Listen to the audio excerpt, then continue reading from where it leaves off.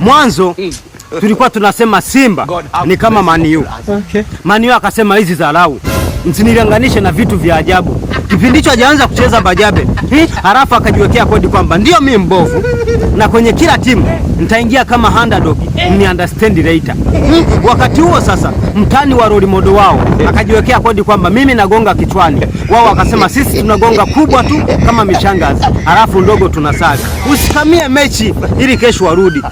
Kazi kabaki kwa Simba. Na ni kazi kweli, maana Rogo kaivaa mmoja Simba mweusi kama Jo Makini. Maajabu yake ni kuona wao wametoa ngoma halafu Jo hajashiriki.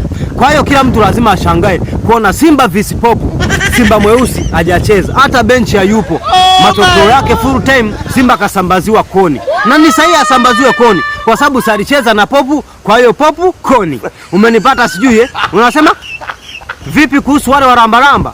Waongelee wewe kwani una mdomo. Na wote tunajua kwamba kweli historia inacheza. Haya, nenda kalete historia Mr. Nice cheze na Diamond.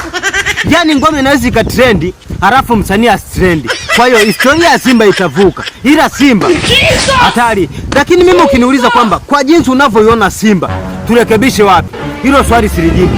Maana nitaona ni la kijinga. Kurekebisha maana yake ni kwamba sehemu ya nyenyufa uikamata uipake mrangi wako mzuri tu, achana na mmachame, timiza ndoto kwanza halafu ndo ufe.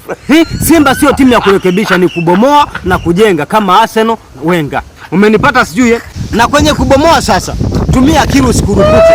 Sasa utabomoaje wachezaji wakati wazee toka juzi dawa yao hujawalipa? Na ili tujue kweli shida ni kikosi, inabidi Simba nzima abaki Mona Mediali, wengine wote tupia barini, samaki wa kuoza waliwe na sisimizi. Ila kwa sababu mimi siri, basi tuseme nyinyimizi. Umenipata sijui Hata yule anayeendesha akaunti bila kumsahau. Kwa sababu Simba ni klabu kubwa. Kile inachokifanya baada ya hapo kila mtu atajua. Sasa kwa nini atupostie matokeo tena yanayotuumiza? Ina maana anahisi kuna ambaye hajui. Haya, tuseme mimi sijui, kuna haja gani nijue?